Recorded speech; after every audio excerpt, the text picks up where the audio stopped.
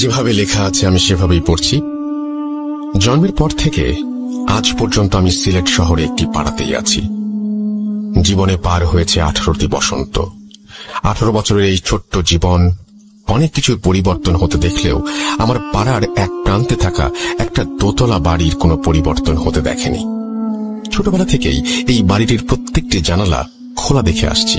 এই সুন্দর ছিমছাম অথচ ভয়ঙ্কর বাড়িতে কেউ থাকে না, এবং কেন থাকে না এটা ভেবে ছোটবেলায় বেশ অবাক হতাম। এই বাড়িটিকেই আজকে ঘটনার প্রোটাগনিস্ট বা অ্যান্টাগনিস্ট বলতে পারেন। আজকের ঘটনাটি কোনো নির্দিষ্ট ব্যক্তির কাছ থেকে শোনা নয়। আমার পাড়ার বেশ কয়েকজন সিনিয়র সিটিজেনের মুখ থেকে শুনেছি এই বাড়ি সম্পর্কে। এই ঘটনা অনেকের মুখ থেকে শুনেছি। এভাবে বাড়িটিকে ঘিরে ঘটা বেশ কিছু ঘটনা জোগাড় করে তা সংকলিত করে পাঠালাম। নিজের মতো করেই লিখলাম। ঘটনার পুরোটাই ঘটেছে আমার জন্মের আগে। শব্দ চয়ন ও বানানে কোনো ভুল থাকলে মার্জনা করবেন। যাই হোক, গৌরচন্দ্রিকা দীর্ঘায়িত না করে ঘটনায় যাওয়া যাক। 1999 সাল।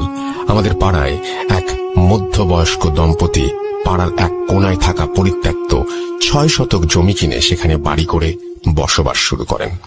তাদের ছিল একটি মেয়ে। নতুন বাড়িতে ওঠার পর 4-5 মাসের মধ্যেই তারা তাদের মেয়ের বিয়ের আয়োজন শুরু করেন। মেয়েটির বিয়ে হয়ে যায়, কিন্তু বিয়ের পর সেই মেয়েটি সুখে ছিল না। শ্বশুর শাশুড়ি ভালো মনের মানুষ হলেও স্বামী ছিল ভীষণ লোভী। সে বারবার টাকার জন্য মেয়েটিকে বাপের বাড়িতে পাঠাতো। পর্যাপ্ত টাকা পয়সা না নিয়ে আসলে মেয়েটিকে শারীরিক ও মানসিকভাবে নির্যাতন করত। এক সময় অত্যাচার আর সহ্য করতে না পেরে মেয়েটি তার সমস্ত জিনিসপত্র নিয়ে বাধ্য হয়ে সেখান থেকে তার বাপের বাড়িতে চলে আসে। তার স্বামীও খবর পেয়ে সেখান থেকে গোপনে ওৎ পেতে থাকে এবং গভীর রাতে তার শ্বশুর শাশুড়ি ও স্ত্রীকে খুন করে। তারপর সে সমস্ত টাকা পয়সা ও সোনাদানা নিয়ে পালিয়ে যায়। কিছুদিন পর আশেপাশের বাড়ির লোকজন ওই বাড়ি থেকে খুব বাজে গন্ধ পাওয়ায় ওই বাড়ির ভেতরে প্রবেশ করে। বাবা মা ও মেয়ের গলিত লাশ আবিষ্কার করে। এরপর পুলিশে খবর দেওয়া হয়। পুলিশ এসে তাদের লাশ নিয়ে যায় এবং বাড়িটি যেভাবে ছিল সেভাবেই রেখে শুধু গেটের তালা দিয়ে বাড়িটা সিলগালা করে চলে যায়। ঘটনা 1। প্রায় 6 মাস পর ওই বাড়িটির ঠিক পাশের টিন শেড বাড়িটি বিক্রি করে দেওয়া হয়। এবারে এক দম্পতি বাড়িটি কিনে নেন এবং ওই টিন শেড বাসা ভেঙে 3 তলা দালান নির্মাণ করেন। তখন তারা ওই পাড়াতেই একটা ভাড়া বাড়িতে থাকত। অনেক শ্রমিক লাগিয়ে বেশ তাড়াতাড়ি এই বাড়িটি বানানো হয়ে যায়। বাড়ি পুরোপুরি রেডি, শুধু রং বাকি।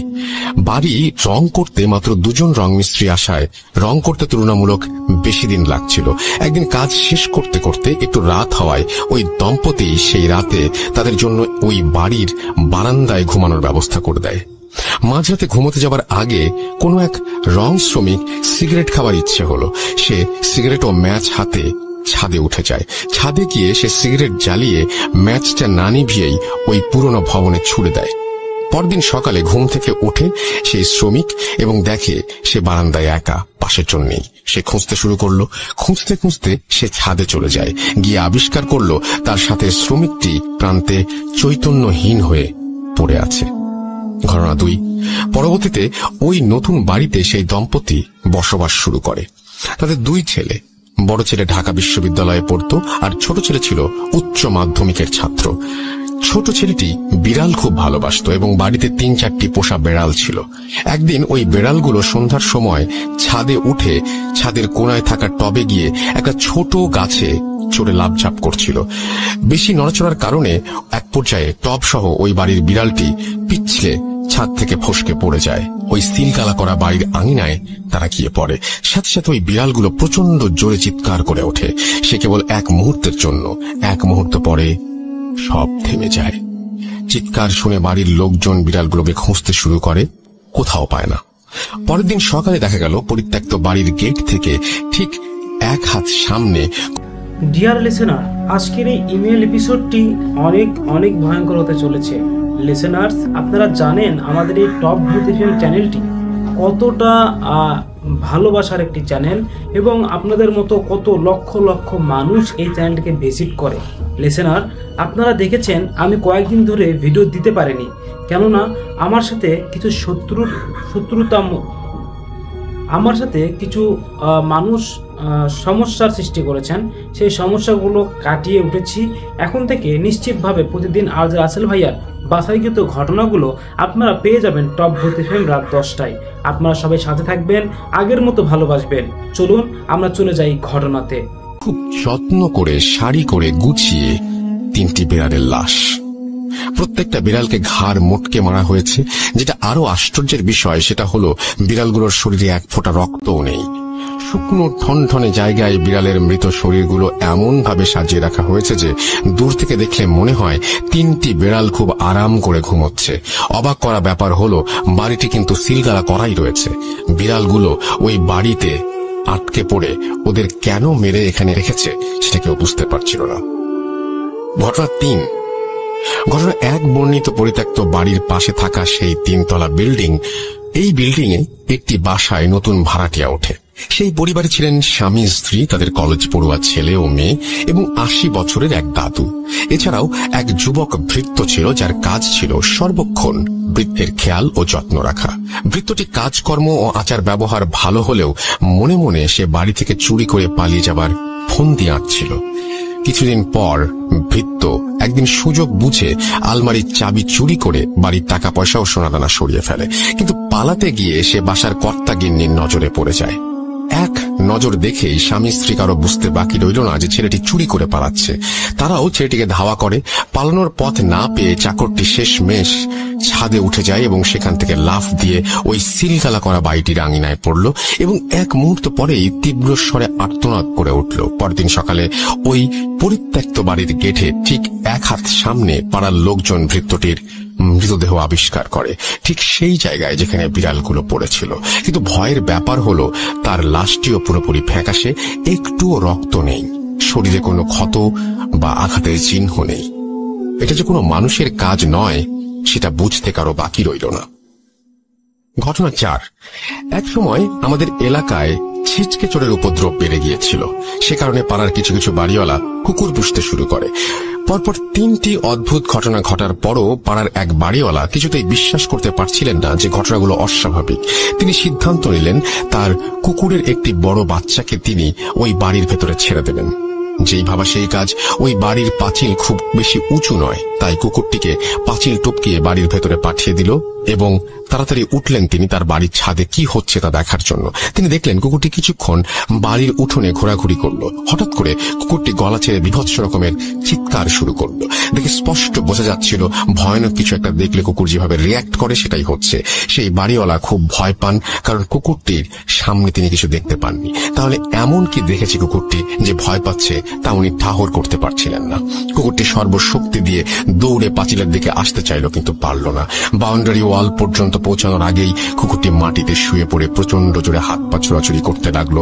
মুরগির গলা কেটে ফেললে যেভাবে ডানা চাপড়া থাকে এবং মারা যায়, ঠিক সেভাবে কুকুরটিও চিৎকার করছিল আর ছটফট করতে করতে নিস্তেজ হয়ে গেল। পরদিন ভোরবেলা ওই বাড়িওয়ালা মর্নিং ওয়াক করতে বের হন।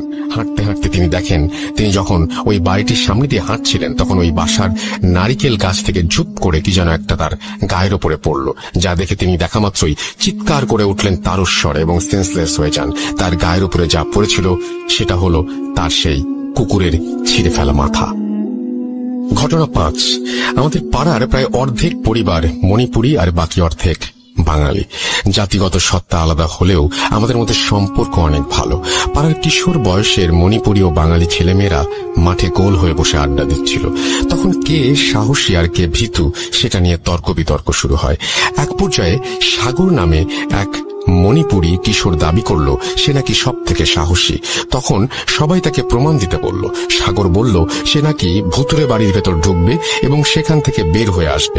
সকলে তার এমন কথা শুনে আঁতকে উঠল। সবাই মিলে তাকে বারবার এই কাজ করতে নিষেধ করতে লাগলো। সবাই বলল যে অন্যভাবেও নিজের সাহসের প্রমাণ দেয়া যায়, কিন্তু সে জেদ করে রইল যে সে বাড়ির ভেতরে যাবেই। সবাই মিলে স্বীকার করে নিল সে সব থেকে সাহসী, কিন্তু সাগর গোঁ ধরে রইল ওই বাড়িতে সে যাবেই। কেউ কিছু বুঝে ওঠার আগেই সে উঠে দাঁড়িয়ে চিতাবাঘের মতো দৌড় দিল ওই বাড়িটির দিকে। এক মুহূর্ত লাগলো সবার বুঝতে ও কি করছে। বোঝা মাত্রই সকলে মিলে চিৎকার করতে করতে ওর পেছনে দৌড়ানো শুরু করলো। ততক্ষণে ও বাড়ির পাঁচিল পেরিয়ে ভেতরে চলে গেছে। সকলের সম্মিলিত কোলাহল শুনে পাড়ার বিভিন্ন বাড়িঘর থেকে মানুষজন বের হয়ে আসতে লাগলো। সকলে ওই ভুতুরে বাড়ি পর্যন্ত আসার আগেই সে লাফ দিয়ে ভেতরে ঢুকে পড়ল।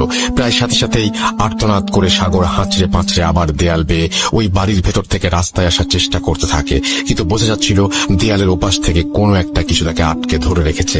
গলা ফাটিয়ে সে চিৎকার করে কাঁদতে লাগলো। এমন অবস্থায় সাগরকে দেখার পরপরই পাড়ার কয়েকজন মিলে সাগরের হাত ধরে টানাটানি করতে শুরু করলো। বেশ অনেকক্ষণ দুপাশ থেকে টানাটানির পর সাগরকে সবাই মিলে শেষমেশ বাড়ি থেকে বের করে নিতে সক্ষম হলো। সেদিন থেকেই সাগর মানসিক ভারসাম্যতা হারিয়ে ফেলে। আজও সাগর তা মানসিক ভারসাম্যহীন হয়েই পড়ে আছে। ঘটনা 6। 1 বছরের মধ্যে পরপর এভাবে বাড়িটিকে ঘিরে বিচ্ছিন্ন ঘটনা ঘটার ফলে পাড়ার সবাই নড়ে চড়ে বসেন এবং একটি সমাধানের আসার পরিকল্পনা করেন। রাঙামাটি থেকে একজন মহিলা অঘরী তান্ত্রিককে নিয়ে আসা হয়। তিনি এসে প্রথমে যা যা হয়েছে তার সবকিছু জেনে নিলেন। পরদিন পূর্ণিমা এবং সেই মাঝরাতে একটা মশাল জ্বালিয়ে বাড়ির চারিদিকে ঘুরতে থাকেন। অনেকবার ঘোরার পর তিনি সবাইকে ঘুমিয়ে পড়তে বলেন এবং পরদিন সকাল 8টায় পাড়ার বড় মাঠে সবাইকে ব্যাপারটি জানাবেন বলে জানান।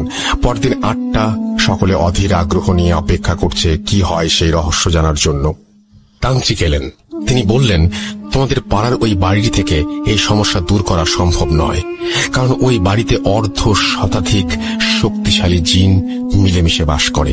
এরা কখনো কারো ক্ষতি করবে না, কিন্তু যদি কোনো মানুষ বা প্রাণী ওদের শান্তি নষ্ট করে তাহলে ওরা সেই মানুষের ক্ষতি করবে, এমনকি মেরেও ফেলতে পারে। যেমন একদিন রাতে তোমাদের কারো বাসার একজন চাকর এখানে মারা গেছে। সে ছাদ থেকে লাফ দিয়ে বাড়িতে ঢোকার পর দৌড়াতে দৌড়াতে এখানে একটি বাচ্চা জিনকে পা দিয়ে পিষে ফেলে। সাথে সাথে সেখানকার জিনেরা মিলে তাকে জমের দুয়ারে পাঠিয়ে দেয়। তেমনি বিড়ালগুলোও সেখানে জিনকে আছড়ে দিয়েছিল বা কারো স্পর্শ লেগেছিল, সেই জন্য বিড়ালদের সাথেও এই দুর্গতি হয়। একটি সাধারণ জিনকে কাবু করাই অনেক ঝুঁকিপূর্ণ ব্যাপার, আর এখানে তো 50টিরও বেশি শক্তিশালী জিন। যদি আমি এদের কোনো ব্যাপারে কোনো হস্তক্ষেপ করি, কয়েক পলকের মধ্যে আমাকে সহ এই পাড়ার সকলকে মেরে ফেলারও ক্ষমতা রাখে ওরা। কাজেই আমার মনে হয় সব থেকে ভালো হয় যদি তোমরা কখনো ওদের বিরক্ত না করো। কেউ আর কোনোদিন ভুলেও ওই বাড়ির সীমানার ভেতরে ঢুকবে না বা ওই বাড়িতে কোনো কিছু ফেলবে না। যেভাবে বাড়িটা আছে সেভাবেই থাকুক, তাহলেই সবার মঙ্গল। এই বলে সেই অঘরী তান্ত্রিক চলে যান। তারপর থেকে আজ পর্যন্ত সেই বাড়িটি ওইভাবেই পড়ে আছে। দীর্ঘ 21 বছরে এই বাড়িতে আর কখনো কারো পা পড়েনি। এই ছিল আমার হ্যালোইন স্পেশাল পর্ব উপলক্ষে ঘটনা। দীপ্ত সিলেট, তারপরে তিনি তার ফোন নাম্বার এবং ইমেল অ্যাড্রেস শেয়ার করেছেন। আমরা চলে যাব আমাদের পরবর্তী ঘটনায়।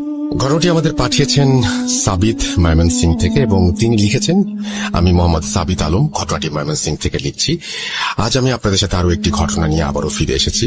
এই ঘটনাটি আমি কালেক্ট করেছি আমার এক পরিচিত বড় ভাইয়ের এক্স কলিগের কাছে। আমি আর কথা না বাড়িয়ে ঘটনার প্রেক্ষাপট ও সরাসরি ঘটনায় চলে যাচ্ছি। আজ থেকে প্রায় 3-4 সপ্তাহ আগে আমি সন্ধ্যার দিকে বাইরে বের হয়ে পরিচিত এক বড় ভাইয়ের সাথে দেখা করতে চাই। ব্রহ্মপুত্র নদের ধারে সিঁড়িতে বসে চা খেতে খেতে আড্ডা দিচ্ছিলাম আমরা, আমি আর বড় ভাই আর বড় ভাইয়ের এক্স কলিগ। আমার বড় ভাইয়ের কলিগের নাম রেজওয়ান। কিছুটা সময় আড্ডা দিতে দিতে রেজওয়ান ভাইয়ের ফোনে একটা কল আসে আর উনি রিসিভ করে কথা বলেন। কথার ফাঁকে উনি যা বলছিলেন তা কিছুটা এমন শোনাচ্ছিল, জি আম্মু, হুজুরের পরে কি বলেছেন? আচ্ছা, ইনশাআল্লাহ আসর কেটে গেছে। ওনার এই কথা শুনে আমিও বড় ভাই কিছুটা কৌতূহলী হয়ে ওনাকে জিজ্ঞেস করি, আসর কেটে গেছে বলার কারণ কি? উনি শুরুতে বলতে চাইলেন না, কারণ উনি চাইছিলেন না ওনাদের সাথে যা ঘটেছিল সেটি মনে করতে। কিন্তু পরিবেশটা এমনই ছিল যে উনি আমাদের জোড়াজুড়িতে শেষমেশ বললেন, ঠিক আছে ঠিক আছে, সংক্ষেপে বলবো, আর আমার কথার মাঝে কোনো কথা বলবো না, চা নিয়ে আসো। বলছি। আমি দুই বড় ভাইয়ের জন্য চা আনতে চলে যাই। 5-6 মিনিট পরে চা নিয়ে ফিরে এসে দুইজনের হাতে 2টি কাপ দিয়ে আমি সিঁড়ির ওপর বসে পড়লাম। এরপর রেজওয়ান ভাই ওনার কথা শুরু করলেন। একটা কথা একটু বলে নিতে চাই, আমি যখন ঘটনাটি শুনছিলাম তখন নদীর ওই পার থেকে প্রচুর পরিমাণে শিয়ালের ডাক ভেসে আসছিল, আর চারপাশে ঝিঝি পোকা আর ব্যাঙের ডাক যেন পরিবেশটাকে একেবারে ঘটনা শোনার জন্য তৈরি করে রেখেছিল। আপনারাও ইম্যাজিন করুন আর ঘটনাটি শুনুন। চলে যাই রেজওয়ান ভাইয়ের ঘটনায়। ঘটনাটি উনি যেভাবে আমাকে বলেছেন আমি ঠিক সেভাবে লিখে উপস্থাপন করার চেষ্টা করছি। ভুল ত্রুটির জন্য ক্ষমা চেয়ে নিলাম। ঘটনাটিতে কয়েকটি চরিত্র আছে, তাই সবাইকে মনোযোগ দিয়ে শোনার অনুরোধ করছি। বলছেন রেজওয়ান ভাই, আমি তখন বরিশাল বিভাগের একটি কুরিয়ার সার্ভিসে কাজ করি। চাকরিটা ভালোই ছিল, কিন্তু একটা জিনিস খারাপ লাগলো যে রোজ একই ধরনের রুটিন। এভাবে আস্তে আস্তে আমিও আমার কলিগরা যেন হাঁপিয়ে উঠছিলাম। কিন্তু এই একঘেয়েমি কেটে যায় কোরবানি ঈদের ছুটিতে বাড়ি গিয়ে। এছাড়াও ঈদের 2 দিন পরে 6 জন মিলে একটি ট্যুরও দেই আমরা রিফ্রেশমেন্টের জন্য। ট্যুর থেকে ফিরে প্রায় 4 দিন আমি বাড়িতেই ছিলাম। 1 বছর 9 মাসের মতো হবে আমার বিয়ে হয়েছে, কিন্তু ওয়াইফের সাথে বেশি সময় স্পেন্ড করতে পারিনি দূরে চাকরি করার জন্য। যথারীতি ঈদের ছুটি শেষ হয়ে যায় আর আমিও আমার কলিগ সবাই আমাদের চাকরির স্থানে আবারও যোগদান করি। বলে রাখা ভালো যে আমি বরিশালে একটি মেসে থেকে চাকরি করতাম। মেসের একটি রুম আমি একাই নিয়েছিলাম আমার প্রাইভেসির জন্য। মেসের আর বাকিরা অবশ্য আমার কলিগের মাঝেই 2-3 জন ছিল। ওনারাও সিঙ্গেল রুম করেই থাকতেন, যেহেতু সবাই চাকরিজীবী। বাড়ি থেকে মেসে ফেরার পর কয়েকদিন কেটে যায়। এরপর একদিন মেসে আমার বাজারের ডেট পড়ে। আমার রুটিন মতো আমি বাজারের দিকে রওনা হলাম। বাজারে গিয়ে মাছ কিনতে গিয়ে এক বৃদ্ধ চাচার কাছে আমি দেখলাম মোটামুটি বড় সাইজের ইলিশ মাছ দেখে মনে মনে ভাবলাম, এহে, কতদিন খাই না, দেখি যদি একটা নিতে পারি। এই ভেবে আমি চাচার দিকে এগিয়ে গিয়ে চাচাকে জিজ্ঞেস করলাম, কি চাচা, ইলিশ কত করে দিচ্ছেন? উত্তরে উনি বললেন, স্যার 200 টাকা কেজি। ওনার এই দাম চাওয়ার কথা শুনে আমি ভ্যাবাচাক খেয়ে যাই আর ভাবতে থাকি, কি বলে 500 টাকার উপরে দাম আর উনি 200 টাকা চাচ্ছে? মনে হয় বোকা, একটু দামাদামি করি। এই বলে আমি চাচাকে বললাম, কি বলেন চাচা, 100 টাকা করে দিয়েন, দিলে কয়েক কেজি নিব, চলবে? উনি আমার দিকে হাসি ভরা মুখে তাকিয়ে বললেন, যান স্যার, আপনি দিনের প্রথম খদ্দের, যান 90 টাকা করে রাখবো। আমি মনে মনে নিজেকে অনেক বড় ভাবতে থাকি আর এদিক ওদিক তাকিয়ে ওনাকে 5 কেজি মাছ মাপতে বলি, এই ভেবে যে ফ্রিজে রেখে অনেক দিন খাওয়া যাবে আর দামটা একেবারেই সস্তা। অনেক বড় দাও মেরেছি আজকে। চাচা মাছ মাপছিলেন, এমন সময় আমার ফোনে আমার মেসমেটের কল আসলো। আমি ফোন ধরতেই সে আমাকে জিজ্ঞেস করলো আমি মেইন দরজার চাবি নিয়ে এসেছি কিনা। আমি বললাম, হ্যাঁ, আমি চাবি নিয়ে এসেছি। সে তখন আমাকে জানালো যে ভুলে চাবি নিয়ে বের হইনি, তাই আমি যেন সন্ধ্যেবেলা তার সাথেই বাড়ি ফিরি। আমিও সম্মতি দিয়ে ফোন রেখে মাছওয়ালা চাচার দিকে তাকাই, কিন্তু আমি সেখানে মাছের ঝুড়ি আর মাছওয়ালা চাচাকে দেখতে পাই না, বরং তার পাশে দেখতে পাই কয়েকজন যুবক মাছ বিক্রেতাকে, যে ইলিশ মাছ মাপছিল তারই পাল্লায়। আমি ওনাকে দেখে ভাবলাম যে চাচা হয়তো বাথরুমে বা অন্য কোথাও গেছে, তাই এই যুবক মাছ বিক্রেতাকে মনে হয় মাছ মাপতে দিয়ে গেছেন। আমার ভাবনা শেষ হতেই মাছ বিক্রেতা আমার ব্যাগে মাছ ঢেলে টাকা চাইলেন। আমি 5 কেজি 90 টাকা করে ধরে 450 টাকা দিলাম, কিন্তু এই 450 টাকা দেখে সে আমাকে বলল, 8 টাকা কই স্যার? আমি বিরক্ত হয়ে বললাম, কি বলছেন, চাচা তো 90 টাকা কেজি করে বলছিলেন, সেই অনুযায়ী 450 টাকাই হয়। আমার কথা শুনে মাছ বিক্রেতা আমাকে বদ্ধ উন্মাদ ভেবে বলতে লাগলো, স্যার কি স্বপ্ন দেখতেছিলেন?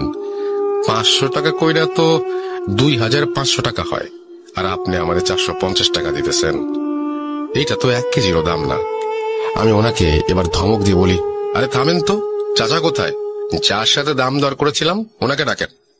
মাছ বিক্রেতা তখন অন্য মাছ বিক্রেতাদের দিকে তাকাচ্ছিলেন আর আমাকে এসে হঠাৎ বলল, স্যার এখানে কোনো বুড়া চাচা নাই, আমরাই রোজ এখানে মাছ বেচি। আপনি এইখানে আয়সা আমার ঝুড়ির পাশে দাঁড়ায়া নিজে নিজেই কি সব বলতেছিলেন, আর হঠাৎ কইরাই 5 কেজি মাছ মাপতে বলে ফোন হাতে সামনে আগায় গেছিলেন। ওনার কথা শুনে আমি নিজের কান আর চোখে বিলিভ করতে পারছিলাম না, কিন্তু অগত্যা আমাকে 2500 টাকা দিয়েই 5 কেজি ইলিশ আনতে হলো। সেদিন আমি আর অফিস করিনি। সারাদিন এই মাছের ঘটনাটা ভাবছিলাম আর প্রচন্ড মাথা ব্যথায় ভুগছিলাম। সন্ধ্যার পরে সবাই ফিরে এসে দেখে আমি 5 কেজি ইলিশ নিয়ে ফিরে এসেছি, আর এটা দেখে ওরা আমাকে বকাবকি করে কিছুটা। আমি মন খারাপ করে একটু জলদি সেদিন শুয়ে পড়ি আর ঘুমিয়ে পড়ি। মাঝরাতে হঠাৎ আমার দরজায় কেউ নক করলো। কয়েকবার নকের আওয়াজ শুনে আমার ঘুম ভাঙলে আমি প্রচন্ড মাছের গন্ধ অনুভব করতে থাকি আর দরজার দিকে তাকিয়ে জিজ্ঞেস করি, কে কে বাইরে? এত রাতে কি চাই? তখন দরজার বাইরে থেকে আমি যে শুনতে পাই, সেটি শুনে আমার গায়ের লোম দাঁড়িয়ে যায়। আমি শুনতে পাই সেই বৃদ্ধ চাচার কণ্ঠে কেউ আমাকে বলছে, স্যার, ও স্যার, মাছ নেবেন না? ইলিশ মাছ 5 কেজি মাইপা রাখছি আপনার জন্য। নেন নেন নেন। কি হলো স্যার, নিবেন না? নিয়ে যান, মাছ নিয়ে যান। এই কথা শুনে আমি ভয়ে চিৎকার দিয়ে উঠলে আমার রুমে আবার নক হয়। আমি আমার কলিগদের গলার আওয়াজ শুনি। দরজা খুলতে যেতে যেতে আমি ভাবি যে আমি হয়তো ভুল শুনছিলাম বা যা ভাবছিলাম সেটা ভুল ভাবছিলাম। এরপর দরজা খুলতেই ওনারা ভেতরে এসে আমাকে বলে, কি ব্যাপার রেজন ভাই, চিল্লাচ্ছেন কেন? আর আপনার রুমে এত বাজে মাছের গন্ধ কেন? ওনাদের এই কথা শুনে আমি আকাশ থেকে পড়ি। আরে, ওনারাও মাছের গন্ধ পাচ্ছেন? তাহলে সমস্যাটা কি হলো? আমি তো তাহলে ভুল শুনছি না মনে হয়। কি হচ্ছে এসব? এরপর আমার মেসমেটরা আমাকে পানি খাইয়ে শান্ত করেন আর আমার কথা শুনে বলেন যে সব আমার মনের ভুল। আর এরপর তারা আমার ঘর থেকে নিজ নিজ ঘরে চলে যান। আমিও বিষয়টাকে মনের ভুল ভেবে আবার ঘুমানোর চেষ্টা করি। যখন হালকা তন্দ্রাচ্ছন্ন হয়ে পড়ি, তখনই আমার রুমের চারপাশ থেকে ফিস ফিস প্রতিধ্বনি শুনতে পাই। মাছ, মাছ, ইলিশ মাছ নেবেন না? নেবেন না স্যার? আপনাকে নিতেই হবে, দাম করেছেন, এখন না নিলে খারাপ হবে। মাছ নেবেন না স্যার? ইলিশ মাছ। এমন ভাবে শব্দটা হচ্ছিল যেন মনে হচ্ছিল আমি কোনো হরর মুভির থিয়েটারে, আর চারপাশ থেকে হরিফিক সব সাউন্ড ভেসে আসছে। আমি আবার ঘুমিয়ে পড়ি। রুমের লাইট জ্বালিয়ে ঘড়ির দিকে তাকিয়ে দেখি 3:15 বাজে। ঘুম থেকে উঠে ঘড়ি দেখার সাথে সাথেই আমি আবার বিছানায় পড়ে যাই। আমার চারপাশ ব্ল্যাক আউট হয়ে যায় আর আমি দেখতে পাই যে আমার রুমে আমি বিছানায় বসে, আর আমার বারান্দার দরজার সামনে সেই মাছ বিক্রেতা দাঁড়িয়ে। সে আমাকে খুব কঠিন গলায় বলছে, স্যার, মাছ তো আপনাকে নিতেই হবে। যদি নেন আপনি বেঁচে যাবেন, আর না নিলে কেউ বাঁচবে না। আমি তাকে বললাম যে আমি মাছ নেব না। তখন সে আমাকে বলল, নিবি না? ঠিক আছে, এবার দেখ কি হয়, দেখে নিস তুই। এই কথা বলে সেই মাছ বিক্রেতা মনে হলো হাওয়ায় মিলিয়ে গেল। আর আমারও মাথায় কিছু ছিল না, আমি মনে হয় ঘুমিয়ে গিয়েছিলাম। আমি যখন ঘুম থেকে উঠি তখন দেখি আমার পাশে একজন মেসমেট বসে আছে, আর আমি চোখ খুলতেই সে আমাকে দেখে আলহামদুলিল্লাহ বলল। আমার বিছানার সামনের দেয়ালের অ্যানালগ ঘড়ি থাকায় আমি দেখলাম 5:50 বাজে, অর্থাৎ ভোর। কিন্তু আমার মেসমেট আমাকে যা বলল তাতে আমি নিজেকে আর ধরে রাখতে পারছিলাম না। আসলে সময়টা ছিল সন্ধ্যা 5:50, অর্থাৎ আমার জীবন থেকে 14টি ঘন্টা গায়েব হয়ে গেছে। আমার মেসমেটদের বক্তব্য ছিল যে আমি দুপুর অব্দি রুমের দরজা না খোলায় তারা বাড়িওয়ালার কাছ থেকে ডুপ্লিকেট চাবি এনে দরজা খুলে দেখে আমি মেঝেতে পড়ে আছি, আর আমার হাতে মাছের আঁশ লেগে আছে। এরপর থেকে তারা আমাকে বিছানায় উঠিয়ে আমার হাত পরিষ্কার করে রান্নাঘরে খাবার রান্না করতে গেলে দেখে ফ্রিজ থেকে ইলিশ মাছ বের হয়ে মেঝেতে পড়ে আছে, আর একটা মাছের গায়ে কোনো আঁশ ছিল না। এই দেখে তারা কিছুটা অবাক হয়, আর আমার হাতে মাছের আঁশ দেখে রান্নাঘরে আঁশবিহীন মাছ, এসব তারা মিলানোর চেষ্টা করে কিন্তু মিলাতে পারেনি। এর মাঝে আমি কিছুটা মানসিকভাবে স্ট্রেসড হয়ে যেতে শুরু করি, কারণ হঠাৎ এই জিনিসগুলো আমার কাছে খুব আনইউজুয়াল লাগছিল। আর আগেও কখনো আমার সাথে এমন কিছু হয়নি। ভয়ও পাচ্ছিলাম, মানসিক আঘাতও পাচ্ছিলাম একই সাথে। এরপর সন্ধেবেলা আমার মোবাইল একটা ফোন আসে। ফোনটি ছিল আমার আম্মুর। ফোন ধরতেই আম্মু বলেন যে আমি খুব জলদি যেন বাড়ি ফিরে আসি। আমি কারণ জিজ্ঞেস করলে আমার আম্মু আমাকে কিছুই বলে না, ফোন কেটে দেয়। আমি বাড়ি যাবার জন্য বাসের টিকিট কাটতে যাই, কিন্তু সেদিন টিকিট না পেয়ে পরের দিন রাতে বাসের টিকিট কেটে নেই। অফিসের বসকে অনেক কষ্টে ছুটি দেওয়ার কথা রাজি করিয়ে বাড়ি ফিরে এলাম।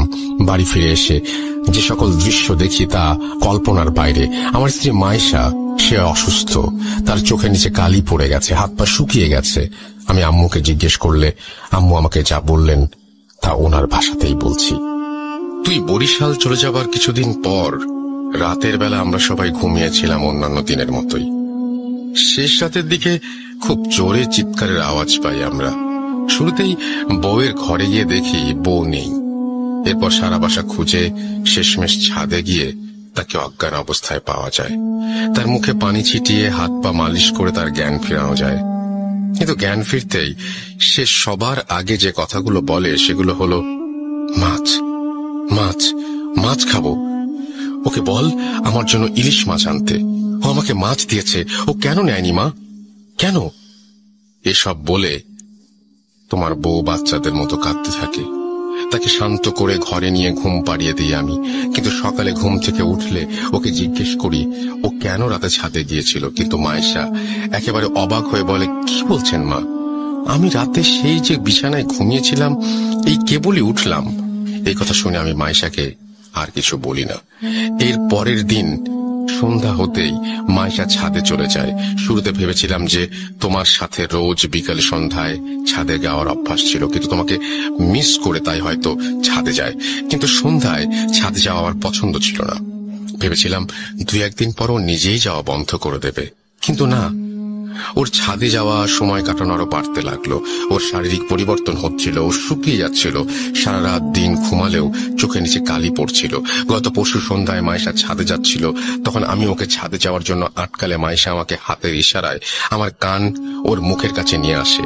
ও ফিসফিস করে বলতে লাগলো, না না না না না, এই ভুল করিস না বুড়ি, কবর দেখবি, যেতে দে না, দে না, আমি একবার ওকে দেখবো বুড়ি, যেতে দে আমায়।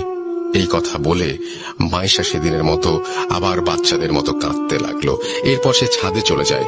রাতের বেলা ঘরে ফিরে মায়েশা তোমার বোনের ঘরে যায়। তোমার বোন তখন তার রুমে টেবিলে বসে পড়ছিল। মায়েশা তোমার বোনের চেয়ারের পেছনে দাঁড়িয়ে তোমার বোনের কাছে মুখ নিয়ে অত্যন্ত আস্তে আস্তে বলে, বুড়িটাকে মেরে ফেল, ও আমাকে ছাদে যেতে দিতে চায় না, বুড়িটার কবর খুঁড়ে রেখেছি, যা মেরে ফেল। এই কথা শুনে তোমার বোন মায়েশার দিকে তাকিয়ে চিৎকার দেয়। আর তার রুমে গিয়ে দেখি মায়েশা তোমার বোনের গলা টিপে দাঁড়িয়ে আছে আর চিৎকার করে বলছে, কেন কথা শুনিস না তোরা কেউ? বুড়িটাও শোনে না, তুইও না, 1, 2, 2টা কবর হয়ে গেছে, দেখবি দেখবি। এসব বলতে বলতে মায়েশা নিজেই অজ্ঞান হয়ে যায়। এরপর আমরা তাকে বিছানায় শুইয়ে দেই আর তোমার বোনকে জিজ্ঞেস করি কেন মায়েশা তার গলা টিপে ধরেছিল। তোমার বোন তখন আমাদের জানায় যে মায়েশা তাকে যে বলেছিল, মায়েশার দিকে যখন তাকিয়েছিল তখন মায়েশার চেহারায় নাকি অদ্ভুত শয়তানি ছাপ ছিল, তাই সে ভয়ে চিৎকার দিয়েছিল। একটু পরে মায়েশার জ্ঞান ফিরলে সে উঠে বসে, তোমার বাবাকে আর তোমার বোনকে একসাথে কাছে ডাকে আর আমাদের কানের কাছে মুখ নিয়ে এসে ফিসফিস করে বলতে থাকে, মাছ এসেছে, মাছ, আমার নদীতে মাছ এসেছে, আমি মাছ শিকার করব, মাছকে ডাক বুড়ি ডাক। এসব বলা শেষ হলে সে চিৎকার দিয়ে ওঠে, জ্ঞান হারায় আর তোমাকে ফোন করি। ডাক্তার এসে বলেছে সে খুব স্ট্রেসড আর মানসিক তাড়নায় আছে মেয়েটা, কিন্তু স্ট্রেসের কারণ কি সেটা মায়েশা ডাক্তারকে বলে না। সে ডাক্তার সাথে কোনো কথাই বলেনি। এরপর ডাক্তার কিছু ওষুধ দিয়ে চলে যান। এবার বল আমি কি করতে পারি? আমার মায়ের মুখে সব শুনে আমি আমার আম্মুকে জিজ্ঞেস করি যে মায়েশার পরিবারকে এসব জানানো হয়েছে কিনা। আম্মু বলেন যে আমার সাথে কথা বলে মায়েশার পরিবারকে জানানোর অপেক্ষায় ছিলেন ওনারা। আমি আম্মুকে বলি এখনই জানানোর কোনো দরকার নাই। আম্মু আমাকে কারণ জিজ্ঞাসা করলে আমি ওনাকে কিছু না বলে রুমে চলে আসি। কি বলতাম আম্মুকে? আমার জন্য সব হচ্ছে, আমার ভুলের জন্য আমার স্ত্রী এই অবস্থা। আপনারা ভাবছেন আমার কি দায় এখানে? শুনুন তবে ঘটনার শুরুটা একটু মনে করুন। কোরবান ঈদের পর দেয়া আমাদের ট্যুর, আমার কলিগ মেহেদি ভাইয়ের গ্রামের বাড়ি এলাকার কাছাকাছি ট্যুরে আমরা গিয়েছিলাম। সেই ট্যুরে গিয়ে মেহেদি ভাই আমাদের একদিন রাতের বেলা একটি স্পিরিট কলিং প্রসেসের কথা বললেন আর এও বললেন যে আমরা চাইলে ট্রাই করতে পারি। আমি সব বিলিভ করি না এবং বিলিভ না করার কারণে বলেছিলাম যার এসব ফালতু, স্পিরিট বলে আবার কিছু হয় নাকি, দেখেন আপনারা ট্রাই করে। সবাই রাজি হলে মেহেদি ভাই একটি পুরনো বই বের করে মেঝেতে একটি তারকা এঁকে তার চারপাশে 4 জনকে বসিয়ে দেন। একে অপরের হাত ধরেছিল তারা। আমরা 6 জন ছিলাম। আমার এক কলিগ খুব ভয় পাওয়ায় সে এক্সপেরিমেন্টে অংশ নেয়নি। এরপর মেহেদি ভাই মাটিতে বাটির শুকনো পাতা আর কি সব দিয়ে আগুন জেলে ধোঁয়া তৈরি করে স্পিরিট কল করলেন। 10 মিনিট, 15 মিনিট, 1 ঘন্টা পার হলেও কিছু হয় না, আর জিনিসটাকে ফেক ভেবে আমি আমার 2 হাত ছেড়ে উঠে পড়তেই মেহেদী ভাই আমাকে ধমক দিয়ে বলেন, রেজওয়ান, তুমি নিয়ম ভাঙবে না, নিয়ম ভাঙলে ক্ষতি হবে, বসে যা, আয়। ওনার এই কথা শুনে আমি তাচ্ছিল্যের হাসি দিয়ে রুম থেকে বেরিয়ে যাই এবং বারান্দায় বসে সিগারেট খেতে লাগলাম। এরপর আমাদের মাঝে কথাবার্তা তেমন হয়নি, আর আমরাও এই বিষয়টা ভুলেই গিয়েছিলাম। কিন্তু এবার আমার মাথায় আসলো এই ট্যুরের কিছুদিন আগে আমার সাথে মাছ নিয়ে এই ঘটনার কথা, আর আমার ওয়াইফের সাথে সেই মাছ নিয়ে ঘটনা। তাহলে অবশ্যই সেই এক্সপেরিমেন্টের কারণে কোনো খারাপ কিছু আমার পিছু নিয়েছে, যা আমার ওয়াইফের ক্ষতি করতে চাচ্ছে। আমি আমার মা বাবাকে এসব কি করে বলতাম, আপনারাই বলুন। এর পরের দিন আমি এলাকার মসজিদের ইমাম সাহেবের কাছে গিয়ে সব ঘটনা খুলে বলি। উনি আমাকে বকাচকা করেন আর বলেন যে এসব হারাম কাজ করে বিপদ ডেকে আনলে উনি সাহায্য করবেন না। এরপর উনি আমাকে আরেকজন হুজুরের একটি ঠিকানা দিয়ে সেখানে যেতে বলেন। আমি সেদিনই সেই হুজুরের কাছে যাই আর দেখা করে সব জানাই। উনি সন্ধ্যায় আমাকে নিয়ে আসন করবেন বলে জানান। মাগরিবের আজান হলো, আমি আর হুজুর একসাথে নামাজ পড়ে ওনার ঘরে গিয়ে আসনে বসলাম। হুজুর আমার 2 হাত ধরে দোয়া পড়ছিলেন আর ফু দিচ্ছিলেন। এক পর্যায়ে হঠাৎ আমার হাত ছেড়ে দিয়ে উনি বললেন, রেজওয়ান ভাই, আপনি যা ভাবছেন সেটা একেবারে 100% ভুল।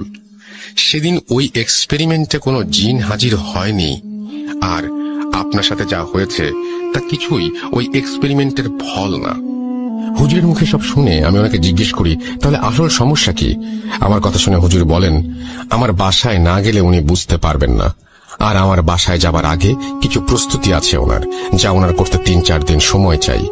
এরপর ওনাকে সময় দিয়ে ওনার ফোন নাম্বার নিয়ে বাড়ি ফিরে আসি, আর আম্মু আব্বুকে বলি মাইশার ফ্যামিলির সাথে যোগাযোগ করতে। আমার আম্মু আব্বু মাইশার পরিবারের সাথে যোগাযোগ করতে সেখান থেকে উঠে আসে আরো এক চাঞ্চল্যকর তথ্য। কি সেই তথ্য? শুনুন মাইশার মায়ের ভাষায়। আপনাদের কাছে ক্ষমা চাচ্ছি, আমি আর মাইশার বাবা। আমাদের মেয়ের বয়স যখন 10 বছর ছিল, তখন তার একটি মানসিক রোগ দেখা দেয়। সে নিজে নিজে কথা বলতো, লেখাপড়া করতো না, আমাদের সবাইকে মারবে বলে চড়াও হয়ে যেত। অনেক হুজুর কবিরাজ তদবির করেছি আমার মেয়ের, কিন্তু সে ভালো হচ্ছিল না। অবশেষে একজন মনোরোগ বিশেষজ্ঞকে দেখানো হলে সে বলে এই রোগটা খুবই রেয়ার কেস, লাখ মানুষের মাঝে একজনের হয়। নিজেকে ভুলে গিয়ে অন্যের মতো আচরণ করা, ভায়োলেন্স, আর এরপর সব ভুলে যাওয়া। এই রোগের চিকিৎসা মেডিটেশন আর নিয়মের মাঝে চললে ঠিক হয়ে যাবে বলে ডাক্তার আমাদের বলেন।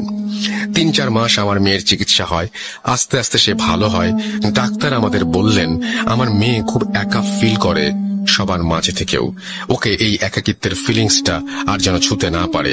এমনিতে আর কোনো সমস্যা হবে না বলেন ডাক্তার। দেখতে দেখতে আমার মেয়েকে ডাক্তার সুস্থ করে তোলেন। কিন্তু দেখেন এবার কি হলো, জামাই বরিশাল চলে যাবার পর আমার মেয়েটা আবার একা হয়ে গিয়েছিল, আর সেজন্যই এই সমস্যা ফিরে এসেছে। এসব বলতে বলতে আমার শাশুড়ি কান্নায় ভেঙে পড়েন। ওনাকে আর কোনো কিছু না বলে, কোনো সান্ত্বনাও না দিয়ে রাগে আমি আমার আম্মুর হাত থেকে ফোন নিয়ে লাইন কেটে দেই। আমি আমার রুমে চলে আসি আর ভাবতে থাকি, এটা তাহলে মাইশার মানসিক সমস্যা, ভালো কোনো ডাক্তার দেখাবো, তাহলে কি ঠিক হয়ে যাবে? এরপর আমি সেই হুজুরকে কল করে আসতে মানা করে দেই, আর তাকে জানাই যে মাইশার সমস্যাটা মানসিক, আর ওর বাবা জানিয়েছেন যে মাইশার মানসিক সমস্যার হিস্ট্রি আছে। আমরা মাইশাকে ডাক্তার দেখাই, আর ডাক্তারের করা কিছু মেডিসিন আর মেডিটেশন মাইশা আস্তে আস্তে কিছুটা সুস্থ হতে থাকে। ডাক্তারের কাছে গিয়ে আমরা আরো একটি তথ্য পাই যে মাইশা কয়েক মাসের প্রেগন্যান্ট। আমার ডাক্তারের ভাষ্য মতে প্রেগন্যান্সির এই ধরনের সমস্যা হওয়া একেবারেই অ্যাবনর্মাল নয়। একদিকে সীমাহীন খুশি, আর একদিকে রিলিফ যে যা হচ্ছে বা হয়েছে তা বলতে গেলে নরমাল বিষয়। আর সবাই মাইশার খেয়াল রাখতে শুরু করি। আমি রোজ সন্ধ্যায় মাইশাকে নিয়ে ছাদে গল্প করি, যত্ন নেই, নিয়ম করে খাওয়ানো, মেডিসিন দেয়া, সবকিছু খেয়াল রাখতাম আমরা সবাই। আস্তে আস্তে আমার যাবার সময় চলে এলো, আর আমি বরিশাল চলে এলাম। মেসে ফিরে 1 সপ্তাহ পার হয়ে গেল, কোনো সমস্যা নেই। হঠাৎ একদিন রাতের বেলা ঘুমের মাঝে আমি কানের কাছে আওয়াজ শুনছিলাম, যা, চলে যা, জীবন থেকে চলে যা। আমি এটা শুনে বিছানা থেকে লাফ দিয়ে উঠতেই আমার রুমের দরজায় নক করার আওয়াজ পাই, এবং সেই মাছ বিক্রেতার গলা শুনতে পাই, স্যার, মাছ নেবেন? ইলিশ মাছ মাত্র 90 টাকা, নিয়ে নেন। এই কথা শুনে আমি চিৎকার করে উঠি, তুই আর তোর মাছ জাহান্নামে যা, আমাকে বিরক্ত করিস না, চলে যা, আমাকে আমার মতো বাঁচতে দে। এরপর সে প্রত্যুত্তরে আমাকে বলে, ফিরিয়ে দিলেন স্যার আমার জীবিত মাছ, আপনার পথ ছায়া মরছে, এইবার আপনি কবর দেখেন। এই কথা বলে সে করুণ সুরে কাঁদতে লাগলো। ওনার এই কথা শেষ হতেই আমার হুঁশ ফিরে মোবাইলের রিংটোনে। বিছানা থেকে উঠে আমি দেখি যে ঘেমে একাকার হয়ে গেছি। আমি আল্লাহর কাছে শুকরিয়া আদায় করি যে এতক্ষণ যা হচ্ছিল তা বোধহয় স্বপ্ন ছিল। এই ভাবতে ভাবতে আমি মোবাইল হাতে নিয়ে দেখি আব্বুর ফোন তোতে আব্বু কান্না স্বরে আমাকে বলে, বাবা রেজওয়ান, যত তাড়াতাড়ি পারো চলে আসো, তোমার বাচ্চা নাই। এই কথা শুনে আমার হাত থেকে ফোন পড়ে যায়, আমার পায়ের নিচে মাটি সরে যায়। আমি এই মাত্র স্বপ্নে দেখলাম আমাকে কবর দেখানো হবে, আর আমার বাচ্চা এই দুনিয়াতে নেই। কিভাবে কি হলো জানার জন্য আমি বাড়ির উদ্দেশ্যে রওনা দিলাম। বাসে করে যাচ্ছিলাম, কিন্তু আমার কানের চারপাশে আওয়াজ আসছিল, স্যার মাছ, আমার মাছ নেন স্যার, আমার মাছ নাই, আজকে আপনার মাছ শিকার করলাম, মাছ মাছ মাছ মাছ। এই বলে বাতাসে মিশে যাচ্ছিল সেই আওয়াজ, আর হালকা করে শুনতে পাচ্ছিলাম, নিলেন না। এরপর আমি ঘুমিয়ে যাই বাসের জার্নিতে। বাস থামলে বাড়ি পৌঁছে আমি আমার বোনকে পাই বাড়িতে একা। এরপর আমি তাকে নিয়ে হাসপাতালের উদ্দেশ্যে রওনা হই। রাস্তায় আমার বোনের মুখে আমি সব ঘটনা শুনি। তার ভাষ্যমতে আমি ঘটনাগুলো বলছি। ভাইয়া, তুমি যেদিন চলে গেলে সেদিন রাতে আমি পানি খেতে উঠে ডাইনিং এ গিয়েছিলাম। গিয়ে দেখি মাইশা ভাবি ডাইনিং এর একটি চেয়ারে বসে আছে। ওনাকে ওভাবে আমি ভয় পেয়ে যাই দেখে ওনাকে জিজ্ঞেস করি যে উনি কেন ওখানে এত রাতে বসেছিলেন। উনি আমাকে ইশারায় ওনার মুখের কাছে আমার কান নিয়ে যেতে বললেন। আমি কান ওনার মুখের কাছে নিয়ে যেতেই উনি বলেন, মাছ খাবি? ইলিশ মাছ। আমার পেটে মাছ আছে একটা, আমি কেটে বের করে দেই, তুই রান্না কর, আর বুড়িটাকে কবর দে। কিরে, কবর দে ওকে। আরে কি ভাবছিস, দে।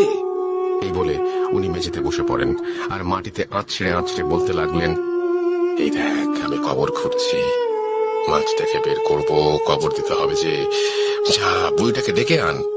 উনার এই আচরণ দেখে আমি চিৎকার করে উঠলে আম্মু আব্বু ডাইনিং এ এসে মাইশা ভাবিকে ধরে তার বিছানায় নিয়ে যান। মাইশা ভাবি আব্বু আম্মুকে গালাগাল দিচ্ছিলেন আর বলছিলেন, তোরা কেউ মাছ খাস না, তোদের ছেলে খায় না, মেয়ে খায় না, আর তোরাও খাস না। তোদের ছেলেকে কত করে বললাম আমার মাছ নিয়ে যেতে, কিন্তু ও নেয়নি, তাই আমি তোর ছেলের মাছ নিয়ে যাব। দেখ দেখ, ওই যে কবর খুঁড়ে রেখেছি, মাছ কবর দেব। এসব বলে ভাবি জ্ঞান হারান। ওনার পাশে সেদিন আমরা সারা রাত বসেছিলাম। সকালে উঠে ভাবি আমাদের বলেন যে রাতের বেলা উনি ছাদে গেলে আমাকে বলেন আম্মু আব্বুকে মেরে ফেলতে, আর তোমাকেও যেন মেরে ফেলা হয়। এরপর ভাবিকে ডাক্তারের কাছে নিলে ডাক্তার কিছু ওষুধ দিয়ে পাঠিয়ে দেন। এরপর আমি সারাদিন ভাবির এই সমস্ত সমস্যার দেখাশোনা করি।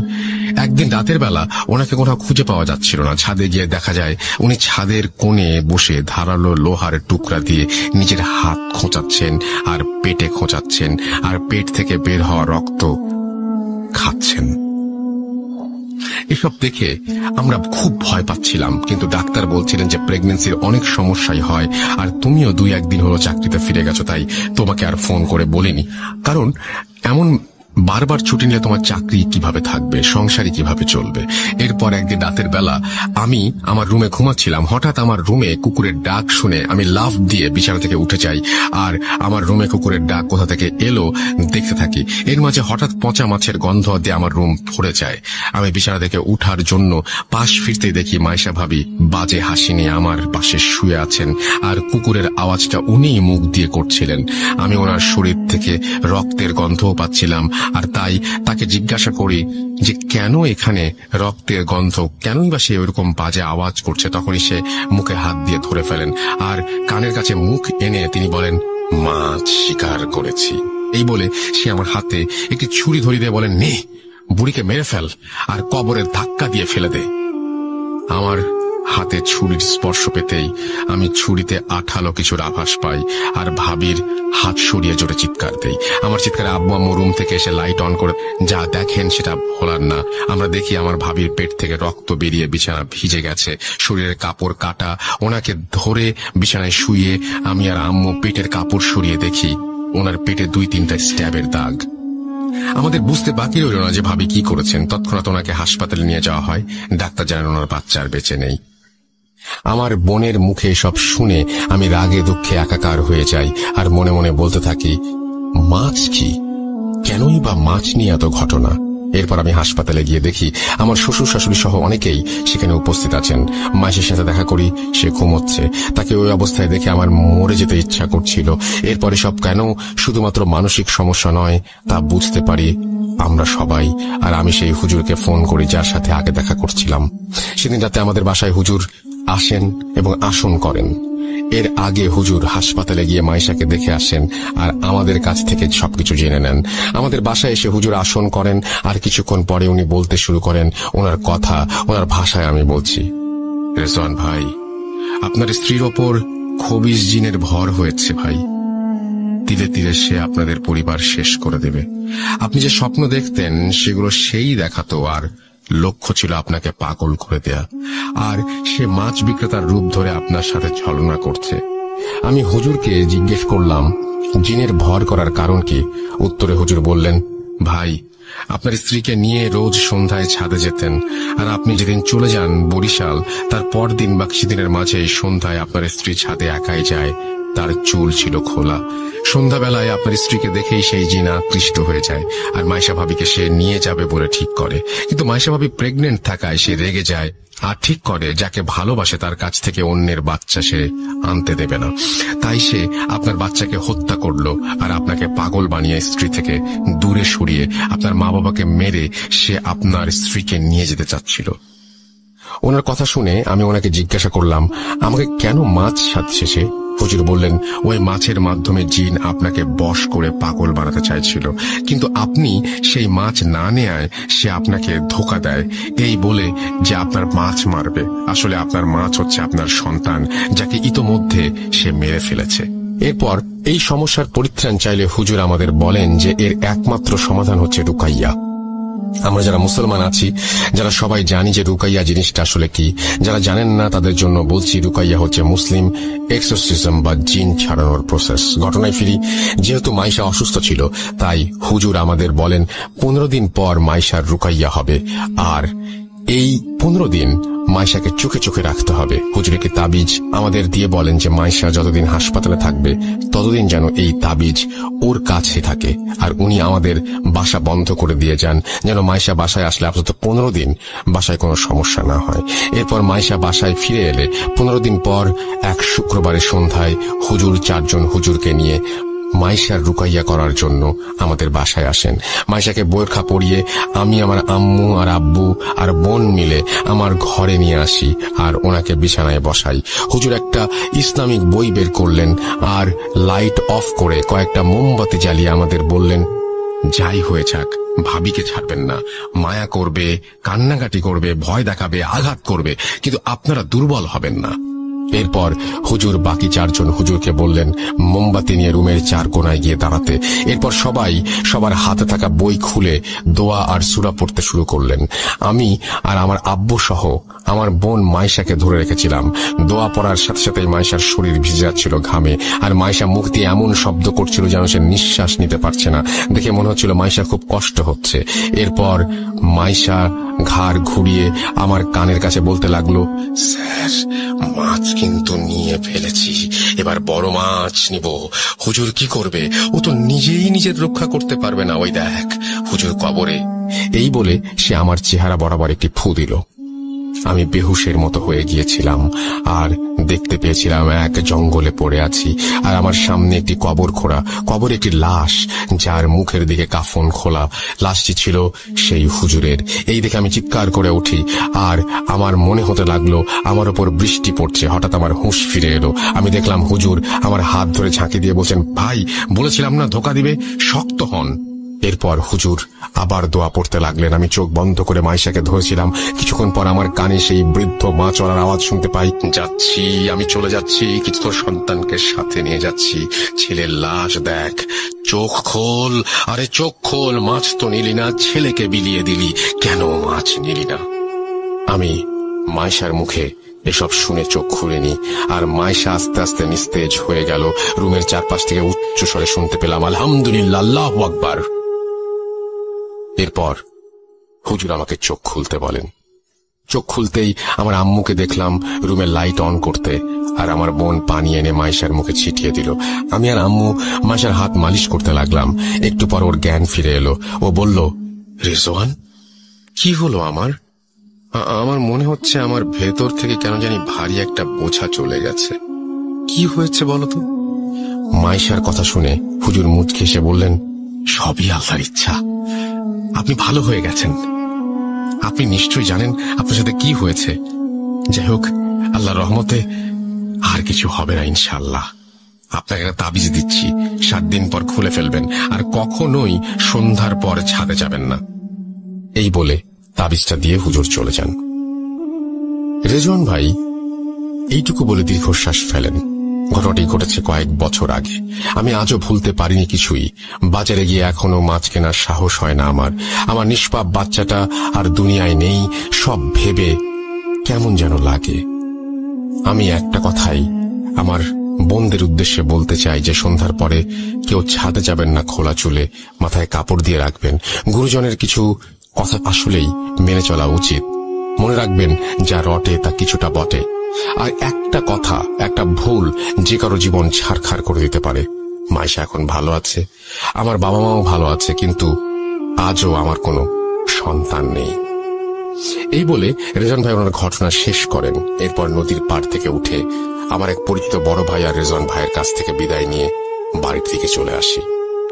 আজকের মতো এই ছিল আমার ঘটনা। কষ্ট করে পড়ে শোনানোর জন্য ধন্যবাদ, আর লিসনারদের জানাই আন্তরিক কৃতজ্ঞতা এতক্ষণ সময় নিয়ে ঘটনাটি শোনার জন্য। শেষে বলতে চাই, বিলিভ করার অধিকার যেমন আপনার আছে, তেমনি না করার অধিকারও আপনার।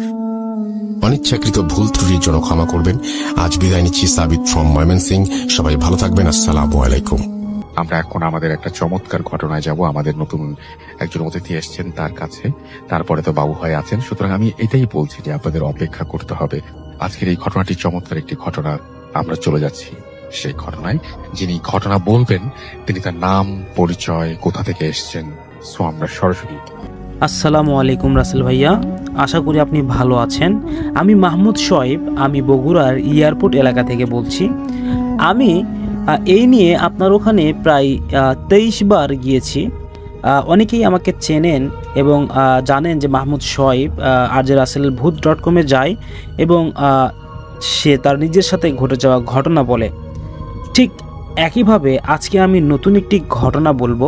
এইটা আমাকে কেউ মেইল করেনি বা কেউ ফেসবুকেও পাঠায়নি। আমি এই ঘটনাটি বলবো একদম সরাসরি আমার পরিবার থেকে।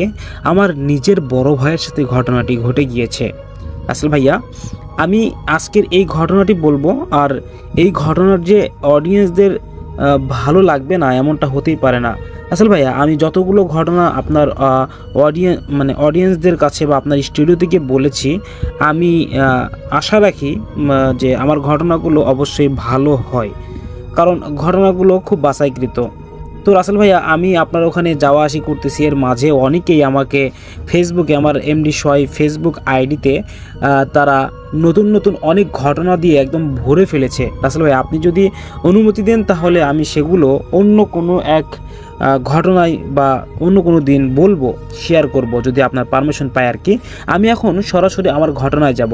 রাসেল ভাইয়া, তখন 2018 সাল, আমি ময়মনসিংহে নতুন একটা হোস্টেলে উঠেছি। আমাদের হোস্টেলটি ছিল পুরনো জমিদার বাড়ির মতো, যার বয়স তখন প্রায় 93 বছর। শুরু থেকেই নানান অদ্ভুত কাহিনী শুনতে থাকি ওই হোস্টেল নিয়ে। আর হোস্টেল দর্শন রূপেই হোক কিংবা যে কারণেই হোক, সেই কাহিনীগুলো যথেষ্টই বাস্তবিক বলে আমার মনে হয়েছে। তারপরেও সেগুলো আমাকে তেমন ভীরু করেনি, অর্থাৎ আমাকে ভয় পাওয়াতে সাহায্য করেনি। হোস্টেলের ওয়াশরুম ছিল মূল রুমগুলোর থেকে বেশ খানিকটা দূরে, অর্থাৎ বারান্দার শেষ মাথায়। ভয়ের কারণে সাধারণত সন্ধ্যার পর কেউ সেখানে একা যায় না, একসাথে 2-3 জন বন্ধুরা যায়। কিন্তু আমার তেমন ভয় না লাগায় আমি সেই বাথরুমে একাই যেতাম। বেশ কিছুদিন পর এক রাতের বেলায় আমি ওই ওয়াশরুমে যাই। কেন যেন সেদিন হঠাৎ আমার চোখে চলে যায়, মানে ওই যে ইয়ে আছে না, যে ছাদের মতো ভেন্টিলেটর যেটাকে বলে ওইটা, সেখানে চোখ পড়তেই আমার সমস্ত শরীর একদম শিউরে ওঠে। ভেন্টিলেটরের বাইরে থাকা একটি গাছের ডালে এক নারী মূর্তির কালো অবয়ব কাঁধ পর্যন্ত নেমে এসেছে, তার ঝাঁকড়া চুলগুলো। আমরা সবাই মানে আমায় সবচেয়ে বেশি ভীতু করেছিল তার চোখ দুটো। আদৌ কি সেগুলো চোখ ছিল? ভাবলেশহীন দৃষ্টিতে চেয়ে আছে আমার চোখের দিকে। তার মুখ খোলা এবং খেয়াল করছিল এক করুণ হাসি। হুট করে এমন একটা অনাকাঙ্ক্ষিত ঘটনায় আমার বুক ধকভক করে ওঠে, একটা ধাক্কা লাগে। বহু কষ্টে নিজেকে সামলিয়ে রুমে ফিরে যাই আমি। বেশ ভয় পেলেও নিজের হ্যালুসিনেশন ভেবে নিয়ে ঘটনাটি সবার কাছ থেকে আমি চেপে যাই। তারপর আরও কিছুদিন কেটে যায় ভালোভাবেই, আর তেমন কিছুই আমার চোখে পড়েনি। একদিন আমি কেবল বাইরে থেকে হোস্টেলে এলাম, তার ঠিক পরেই দেখি আমার রুমমেট তিথি আপু কোথা থেকে যেন এসে হঠাৎ রুমে ঢুকে জ্ঞান হারিয়ে ফেলেছে এবং সাথে সাথে সে মাটিতে লুটে পড়ে যায়। আমি যখন তাকে জিজ্ঞেস করলাম কি হলো, তখন জ্ঞান ফিরে সে বলল, মানে তার চোখ মুখ দেখেই বোঝা যাচ্ছিল যে সে ভয়ে অস্থির। মানে সবাই কি হয়েছে জানতে চাইলো। সে আমাদেরকে এভাবে বলল যে আমি যখন বাইরে দিয়ে আমাদের ছাত্রী হোস্টেলে যাচ্ছিলাম, তো হঠাৎ করে আমি রাস্তার যে মোটা বটগাছটা আছে, এই বটগাছের ডালের উপরে একটা অবয়ব দেখতে পাই, একদম নারী অবয়ব, হুবহু আমার মতো। আমি বিষয়টি যখন আমার মতো হইল, তখন আমি ভালোভাবে পর্যবেক্ষণ করতে গেলাম। তখন দেখি ওই মেয়েটির চুল একদম কাঁধ পর্যন্ত নামানো এবং চুলগুলো কোকড়াকুকড়ি ছিল। তো তারপরে মেয়েটি আরও বিবরণ দিল যে তার চোখ দুটো ছিল একদম ফাঁকা গর্তের মতো। তার চোখের ভিতরে লাল কালো যে মণিটা থাকে এটা নেই, এটা পুরো সাদা, এবং তার ভিতরে কেউ যেন আঁচড় দিয়ে দাগ কেটেছে। তার দুই চোখটাই এইরকম ছিল। রাসেল ভাইয়া, তারপরে আমি ওই ঘটনাটি দেখার পরে আমার কোনো জ্ঞান ছিল না, আমি কোন দিকে ভয়ে দৌড় দিব নিজের প্রাণ বাঁচানোর জন্য। আমি বুঝতে পারিনি কোনটা ছাত্রীদের হোস্টেল আর কোনটা ছাত্রদের হোস্টেল। আমি ভুল করে এই রুমে এসে পড়ে গিয়েছি। আসলে ভাই আমার কোনো ওই সময়ের সেন্স ছিল না। এত ঘুটঘুটে অবয়ব আমি আমার জীবনে আর কখনো দেখিনি। এটা আমার জীবনের প্রথম একটি ভয়ঙ্কর ঘটনা। রাসেল ভাইয়া, এই ঘটনাটির পর আমি আমি হোস্টেল থেকে ছুটি নিয়ে বাসায় যাওয়ার পরে দীর্ঘ 3 দিন ভালো ছিলাম। তারপরেই আমার সাথে ঘটে যায় অদ্ভুত রকমের একটি ভয়ঙ্কর ঘটনা। রাসেল ভাইয়া, আমি সবচেয়ে বড় ভুল করেছিলাম সেই দিন, যেদিন আমি ওই ছাত্রদের হোস্টেলে গিয়ে ওই মেয়ের বিবরণটা বলে দিয়েছি। তারপর থেকে সেই মেয়েটি আমার পিছু ছাড়েনি। রাসেল ভাইয়া, তারপর আমি এই বিষয়গুলো বোঝার পর আমি আমার বাবার সাথে বিষয়টি শেয়ার করলাম। করার পরে আমার বাবার থেকে আমি কিছু বুদ্ধি পরামর্শ নিলাম, এবং তিনি আমাকে পরামর্শ দিলেন যে তুমি যেহেতু এরকম একটি কাজ করে ফেলেছ, তাহলে তুমি একটি ভালো কবিরাজি অথবা কোনো হুজুরকে দেখাও, ডেকে নিয়ে এসে তাদের থেকে পরামর্শ নাও। তারপর তার মা এবং সেই মেয়ে সহ একটি হুজুর খুঁজতে গেল এবং যে পেয়েও গেল। তারপরে ওই মেয়েটির চোখের দিকে হুজুর তাকাতেই বলে, এই অভিশাপকে কেন নিয়ে এসেছেন আমার রুমে? এরকম যখন বলে, মেয়েটির মা পুরোপুরি অবাক হয়ে যায়। কেনই বা যাবে না? তার নিজের জন্ম দেওয়া মেয়েকে যদি আর একজন অভিশাপ বলে, তাহলে তো তার মাইন্ডে লাগবেই, এটাই স্বাভাবিক।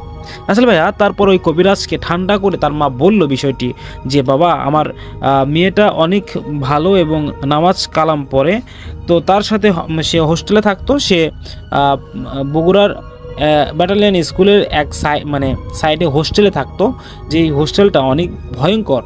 ওখানে নাকি আমরা জানতাম না, ওখানে রাখার পরে বিষয়টি আমরা আজকে আন্দাজ করতে পেরেছি।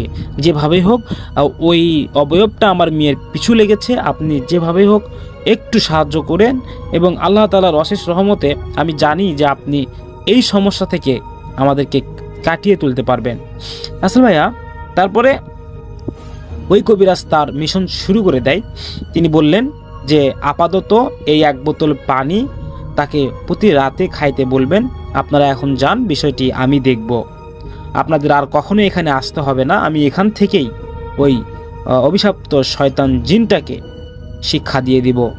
তারপর তারা চলে যায় সেখান থেকে।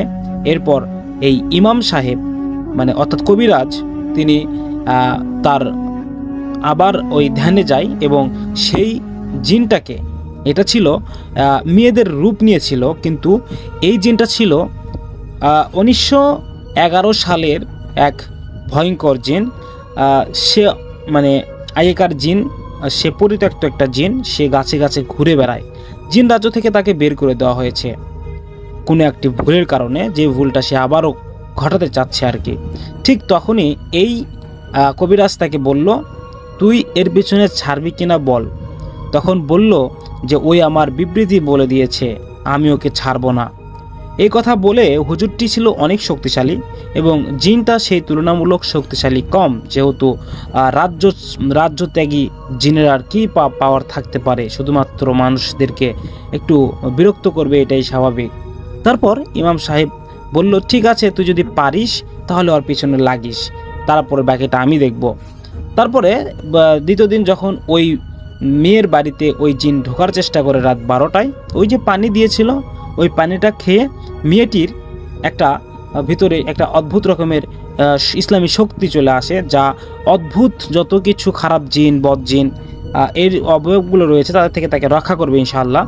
এই পানি পরে দেওয়া পানিটা প্রতি রাতে খায় আর 3-4 দিন ধরে ওই জিনটা, খারাপ জিনটা তাকে স্পর্শ বা তার কাছে যেতে পারে না।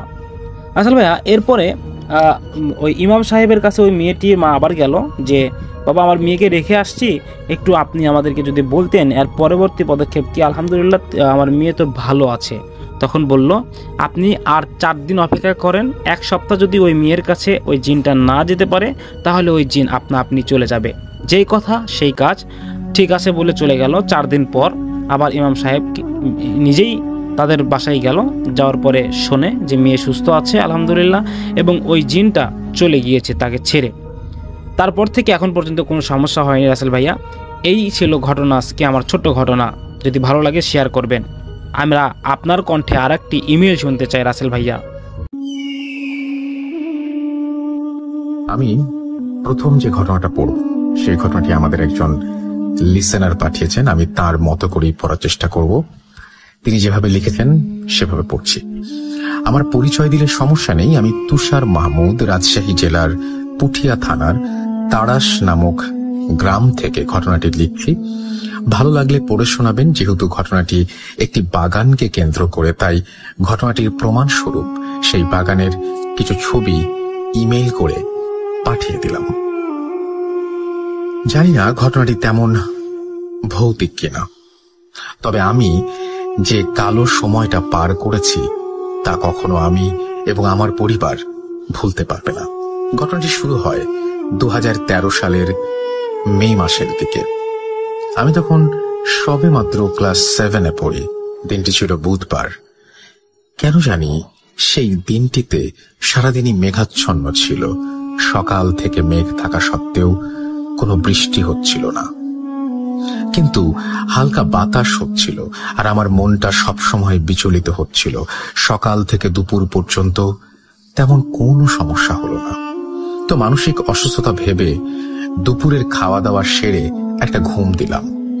ঘুম থেকে জাগার 1.5 ঘন্টা 2 ঘন্টা পরে হঠাৎ দেখি আকাশে মেঘ গুড়গুড় করে প্রচন্ড ঝড়ের আকার ধারণ করছে। বলে রাখা ভালো, সময়টা ছিল আমের সিজন, তাই গ্রামের মানুষেরা ঝড়ের মধ্যে আম কুড়াতে বেশ পটু। মূল ঘটনা এখান থেকে শুরু। আমি 7-5 না ভেবে বস্তা খুঁজে তড়িঘড়ি করে যেতে থাকলাম বাগানে আম কুড়ানোর উদ্দেশ্যে। পেছন থেকে আমার মা যেতে নিষেধ করলেন। তা সত্ত্বেও মায়ের কথা কান না দিয়ে বাগানে মিনিট 3-4-এর মধ্যে পৌঁছে গেলাম। প্রথমে আমার বাপ দাদার ভিটে, যার নাম ছিল তুতের জমি। অনেক মানুষ থাকার ফলে ওখানে 5 মিনিট বিভিন্ন আম গাছের নিচে দৌড়াদৌড়ি করার পরেও একটা আমও সংগ্রহ করতে পারলাম না। তো ঠিক আমাদের জমি থেকে 2টা ভিটে পরেই ছিল একটি আম বাগান এবং গোরস্থান। গোরস্থানটির নাম হলো ইরানের বাগান। বাগানটি অনেক ভয়ানক ছিল। দিনের বেলা সব সময় মানুষ খুব বেশি একটা যাওয়া আসা করতো না সেখানে, মানে দিনের বেলাতেও যেত না আর কি। জায়গাটা এত পরিমাণ হন্টেড ছিল যে এখানে একা আসার মতো সাহস কারও হতো না। যখন গ্রামের কেউ মারা যেত তখন দল বেঁধে সেখানে কবর দেয়া হতো। ওইটা আমাদের দূর সম্পর্কের এক দাদার গোষ্ঠীর গোরস্থান ছিল। আমি সেই আম বাগান গোরস্থানে পৌঁছানোর পরপরই দেখলাম আগের বাগানের চাইতেও এই বাগানটি ঝড়ে একটু বেশি ক্ষিপ্ত। আবার অন্যদিকে এই ভেবে খুশি হলাম কেউ নেই, তাই অনেকগুলো আম সংগ্রহ করা যাবে। কিন্তু যেমনই আমি সামনের দিকে অগ্রসর হলাম, মাসখানেক আগে এক বড় মাকে দাফন করা কবরটির মাটি দেখলাম সরে গিয়েছে। দেখলাম লাশটি পচে গলে গিয়েছে। যাক, সেদিকে মনোযোগ না দিয়ে আমি আম সংগ্রহে ব্যস্ত হয়ে পড়লাম। অনেক গতিতে ঝোড়ো হাওয়া বয়ে যাওয়ায় আম মাটিতে পড়ছিল। আমি সেগুলো মাটিতেই সংগ্রহ করে রাখছিলাম। চারিদিকে কোনো প্রাণীর ছায়া নেই। সেই বাগানটিতে আমি একা। এভাবে কিছুক্ষণের ভেতর অনেকগুলো আম সংগ্রহ করে ফেললাম। কিন্তু আমি আমগুলো একটাও বস্তায় না ভরায় বস্তায় আম ভরতে শুরু করলাম। এবার পরক্ষণে লক্ষ্য করলাম স্বাভাবিকের চেয়ে একটি বড় আম সেই বড় মার কবরের পাশে খুব জোরে শব্দ করে পড়ল। সাধারণত গাছ থেকে কিছু পড়লে একটু হলেও ছিটকিয়ে পড়ে। আজব ব্যাপার হলো সেই বাগানটি, সেই আমটি যেখানে পড়েছে সেখান থেকে 1 ইঞ্চিও নড়েনি। আমি বেশ অবাক হয়ে আমটির দিকে ধীর পায়ে এগোলাম। আমটির কাছে গিয়ে দেখি মিনিমাম 3-4 কেজি হবে। আমি ভাবলাম একটি স্বাভাবিক আম কত কেজি ওজন হতে পারে? খুব বেশি হলে 500 গ্রাম বা 800 গ্রাম। তবু মনে একটা কিন্তু রেখে আমি আমটি যেই মাত্র তুলতে যাব সেই মুহূর্তে হ্যাচকা টান দিয়ে এক অজানা শক্তি আমাকে মাটিতে ফেলে দিল। মাটিতে পড়ার সাথে সাথে আমার সব শক্তিটুকু আমি হারালাম। কোরবানির গরুকে জবাই করার সময় যেমন পা মাথা পর্যন্ত মানুষ ধরে রাখে, অনুভব করলাম ঠিক তেমনি ভাবেই আমার মাথা থেকে পা পর্যন্ত কিছু একটা আমাকে ধরে রেখেছে। আমি যতই ওঠার চেষ্টা করছি ততই আমার শক্তিহীন মনে হচ্ছে নিজেকে। তখন আমার বুঝতে বাকি রইল না আমার সাথে খারাপ কিছু ঘটতে চলেছে। এভাবে কিছুক্ষণ মাটিতে লুটিয়ে পড়ে থাকার পর তখন আমি ভয়ে আল্লাহকে ডাকাডাকি শুরু করলাম। আল্লাহর নাম নেওয়ার সাথে সাথে আমার মাথাটা নাড়াচাড়া করার শক্তি ফিরে আসে। সাথে সাথে সূরা ইখলাস পাঠ করে বুকে ফোঁ দিতেই আমাকে সেই হাতগুলো ছেড়ে দেয়। আমি আস্তে আস্তে মাটি থেকে ওঠার পর পেছনের দিকে তাকাতেই এক বুড়ো আঙুল দিয়ে আমার ডান পাশের গলায় বেশ জোরে টিপ দিয়ে ধরল। সাথে সাথে আমার মাথা বাম দিকে ঘুরে গেল। এটার পর আমার মাথা আর কোনো দিকে নাড়াতে পারছিলাম না, ঘাড় নাড়াতে পারছিলাম না। এটা দেখে বেশ ভয় পেয়ে ঠিক 1 বাগান পরে এক দূর সম্পর্কের ভাইয়ের বাসায় অবস্থান করলাম। আমি ভাবিকে গিয়ে বললাম, দেখুন তো ভাবি, আমার ঘাড়টা ঘুরছে না কেন? ভাবি ঘাড়টাকে সোজা করার চেষ্টা করলো, কিন্তু আমি বেশ ব্যথা পাওয়ার কারণে বেশি চোরাচুরি করলো না। ভাবি যখন আমাকে জিজ্ঞেস করলো তোমার এই অবস্থা হলো কিভাবে, তখন ঘটনার অর্ধেক না বলতেই সেন্সলেস হয়ে তাদের বাসার বারান্দায় লুটিয়ে পড়লাম। সেন্সলেস হওয়ার পরের ঘটনাগুলি মা আর ভাবির কাছ থেকেই শোনা। তার মিনিট 5 মধ্যেই আমার জ্বর চলে আসে। আমার শরীরের তাপমাত্রা এত পরিমাণ বেড়ে যায় যে কেউ আমার শরীরে হাত দিতে পারছিল না। অবস্থা বেগতিক দেখে ভাবি সাথে সাথে আমার বাসায় খবর দেন এবং আমাকে বাসায় নিয়ে আসা হয়। তারপর ডাক্তার ডাকা হলে আমার সেন্স ফিরে আসার জন্য চেষ্টা করা হলেও ব্যর্থ হয়। এভাবে আমি 2 দিন সেন্সলেস থাকার পর আপনা আপনি আমার জ্ঞান ফিরে আসে। চোখ খোলার পর দেখলাম আমার মা, বাবা, আপু, চাচি, চাচা সবাই আমার বিছানার পাশে কান্নাকাটি করছিল। আমি কান্নার উদ্দেশ্য বা কারণ জানতে চাইলাম। ঠিক পূর্ব মুহূর্তে আমি অনুভব করলাম আমার ঘাড় কোনো দিকে ঘুরছে না। সেদিনের ঘটনা মনে পড়ে যেতে বেশি দেরি হলো না। আমার মা আমাকে জিজ্ঞাসা করলো সেদিন বাগানে আমার সাথে কি ঘটেছিল। আমি সব তাদেরকে খুলে বললাম। সেখানে আমাদের ফ্যামিলির ডাক্তার সব শুনে কিছু ওষুধ লিখে দিয়ে তিনি বিদায় নিলেন। সেই ওষুধগুলোর ডোজ পূরণ করার পরও আমার ঘাড় স্বাভাবিক হচ্ছিল না। এই নিয়ে আমার ফ্যামিলি খুব চিন্তিত হয়ে পড়ল। অন্যদিকে আমার ফুফাতো বোনের বিয়ে দাওয়াত ছিল বিধায় আমার পুরো পরিবার এবং সঙ্গে আমাকেও নিয়ে যাওয়া হলো বিয়ের দাওয়াতে। যাওয়ার পর হুজুর, যিনি সম্পর্কে আমার ভাই হন, তিনি আমাকে জিজ্ঞাসা করলেন যে আমার এমন অবস্থা হলো কিভাবে। তাকে সবকিছু খুলে বলার পর তিনি বললেন, এই রোগটি কোনো ডাক্তার ঠিক করতে পারবে না। এর একমাত্র সমাধান কোনো ফকির বা ওঝাই দিতে পারবেন। হুজুর অর্থাৎ আমার সেই ভাই আমাদের এক ফকিরের ঠিকানা লিখে দিলেন এবং তার শরণাপন্ন হতে বললেন। পরবর্তীতে আমার মাকে আমার ক্ষুধার কারণ জানালে তিনি আমাকে খেতে দিলেন।